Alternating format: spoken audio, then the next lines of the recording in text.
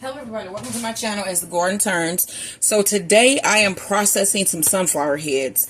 I want to dry them because I can make some sunflower oil, I can do sunflower seeds, I can do all types of things with these sunflower heads, and I can actually dry them for next year's crops. So you get lots and lots of sunflower seeds. I think one sunflower head can contain up to 2,000 seeds, something like that. There's probably more. I think I'm going a little bit below what you can get from these, but let me show you first what this would look like. So this is one of the varieties called Salt and Smoke. So this is one of the bigger heads, and I think it's called that because you can the sunflower seeds are full size, the type that you would buy at a grocery store. So the process, these have been off for maybe about a day or so, and you can run your hand over it, and I have a little container here to catch the little flowers because these are all individual little flowers. So you want to rub on those and they come right off. And I just keep them in this little thing here so that they don't go everywhere because it can get kind of messy. So this has dried just a bit. And also what we want to do at this stage is cut off all this excess. One of the reasons why I was keeping these at the size that, you know, with all of the dressings is because it's easier to identify. But this is a Salt and Smoke, and I can see that this is. So I'm just going to cut off some of these surrounding foliage. Just cut around. And then, like I said, have a little container there. And we want this to get dry. Now, I was keeping them outside, but I can't do that anymore. The birds, they get some. They get a lot of them. So the birds have been getting a lot of these. And so I need to, like I said, I want to keep some for myself as well. And I do have a lot of heads, so I share, but, you know, they can eat up the seeds pretty fast. And so, yeah, you got to try to get out there and get them before they're going. And you won't even notice. You'll just go out and they'll be gone. So this is a Salt and Smoke. And you can see that each one of these little things here, you can see the pattern of the sunflower seed. So, yeah, that's cool. So let me do this other Russian mammoth. And so what I do is I have take a piece of cardboard and I've spread it out in my living room on the floor, and I'm processing. This is a Russian mammoth. And so yeah, I process them this way, and then I take them in and I separate them by type, and I let them dry. This is not a Russian. This is not a Russian, y'all. This is not a Russian mammoth. I can tell you what this is. And I'll tell you how I know what this is because look at my fingers. So this is a hoppy black dye. This thing got that big. But this is okay, so this is a hoppy black dye. And you can actually get black and purple dye from this sunflower here. This is the one, this is native. Hoppy black dye. So I don't need to do anything to this because I can actually see what this is when you run your hand across it. So I can actually cut the stuff off of this. I'm saying I don't need to do anything. I mean in that way. You know, anything additional. So we want to cut around. Like I said, you can see what this is. And it leaves dye on your fingers. So we want to get all of this off because this has to dry. And you want the least amount of greenery or foliage on here as possible. And so that is why I'm cutting around this head. And like I said, with this one, I can totally tell what this is because it dyes your hand. So this is a hoppy black dye. This was a massive flower back there, y'all. This thing got pretty big. So, yeah, we're going to cut all that off. And some of them don't even have to cut. You just pull it back towards you and it'll pop off. And then I lay this on the floor on the cardboard and let it dry. And then I'm going to show you one that I've had in here for a couple days, probably about a week or so. And okay, you can see that these come out rather easily already, but that is a hoppy black dye sunflower seed. So I'm going to let this dry. So I'm going to sit this to the side with the other one. And then you label everything so that you know what it is. Now this is a Russian mammoth here that was dried. It's been in here probably for about 2 weeks. It was in here before the storm that which was on the 4th that made a lot of them fall. And then I'm going to cut around this one because like I said, I've been slacking because I hadn't been feeling too well. Woke up you never know what you're going to wake up to with lupus in the morning. And so this morning I woke up feeling like I can do some stuff. So I'm starting to process some of these seeds. I had to do laundry. I needed to do our bed sheets. This is a double sunking, I think is how you pronounce it. And I'm going to cut around this. These are already popping out of themselves. As you can see as I'm touching this. This is how easy it gets to remove these seeds, y'all. So this one has been drying. These two have been drying for about 2 weeks. So we have our Russian mammoth. And I'm going to get a container to put the seeds in. So you guys can see how these come out. So this is the Russian mammoth. And you just bend it. Maybe wave your hands across it every now and then.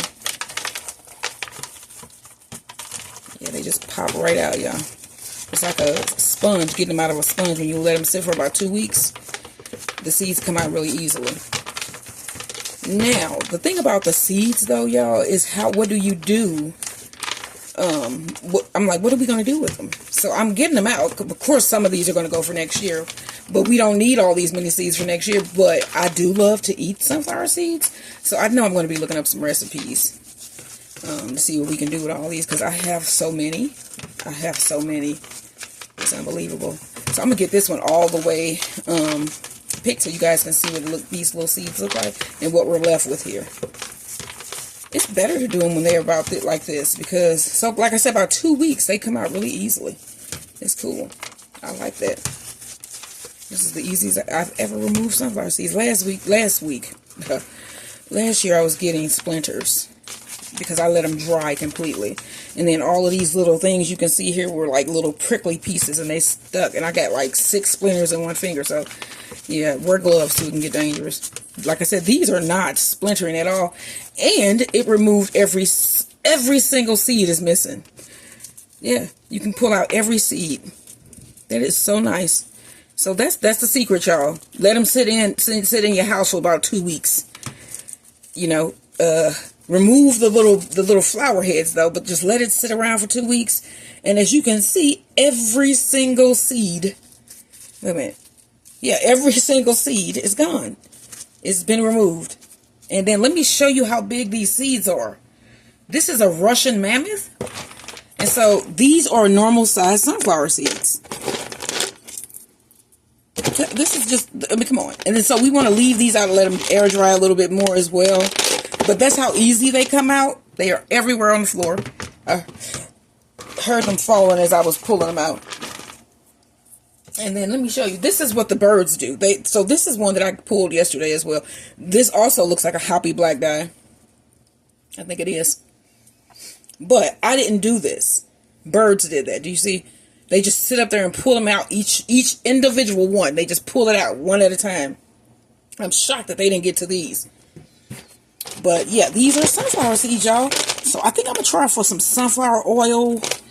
I got so many of them in there that are drying now that need to be processed. But that's how you process sunflower seeds. And then this is a little smaller one. This was the double sunken. And these are ready to come out too. Let me see. I can get a little bowl and show you these. Show you guys this one too. Give me a little bitty bowl. So these are double sunken seeds. And these were just coming out. They were just like, please take me out too. See that? Yeah. And I know you can eat all of these. Any type, because, you know, birds, like I said, birds love them. You can make your own bird food for the fall.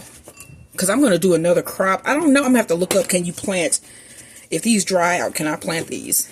Probably not.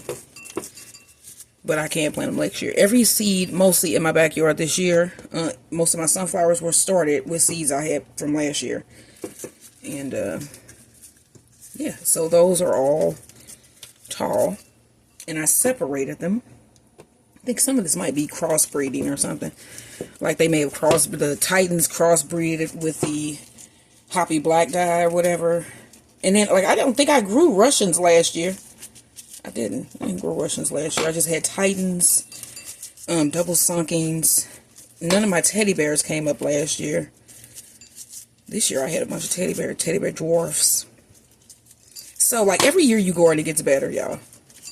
It get better. It's like some years I'm like, The first couple years, it was just like, okay, whatever I can get to come up.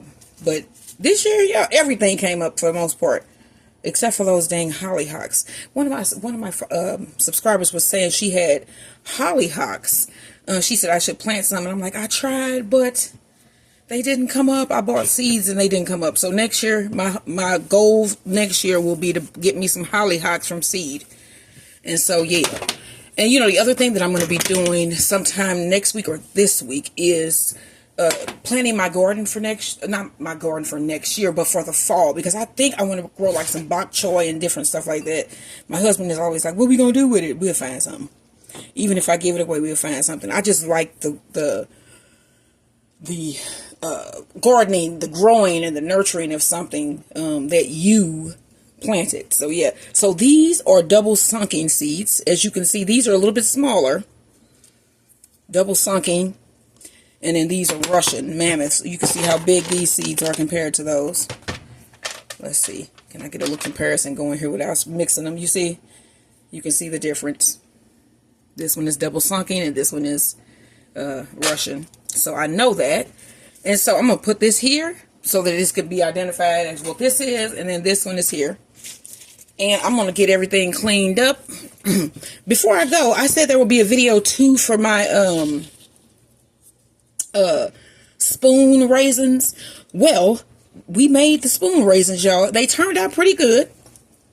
I did not put additional salt on them. And it took them a little while to dry because I have just like one of those regular little, you know, the little ones that they used to sell on, as seen on TV back in the day with the different level shelves. Some people have where they can set the temperatures and everything. I don't. So we have spoon tomato raisins. Tell me that those are not the cutest little thing. You can actually like put these in. Let me show you one up close. You can put these in cookies, you know, stuff like that. But yeah, these are raisins. That looked really weird on the camera. I'm trying to get ones that are actually where you can see a good, nice formation of these raisins. You can be like, oh my gosh, those are raisins. Because they are raisins. So, these are raisins. Spoon tomato raisins. And like I said, you can put them in cookies. You can put them in different dishes like lasagnas, pasta dishes, whatever. Or you can just eat them as a snack. Put them in trail mixes. But they're really good. They're tart. The little green ones are tart. And the red ones are just, you know, they're tomatoes. You know, they're concentrated and they're sweet and they're really good. So these are the spoon tomato raisins. And we processed our sunflower seed heads today, a couple of them. I'm going to keep on processing. And you go like, share, and subscribe. And I will see you guys in the next video. Bye, everybody.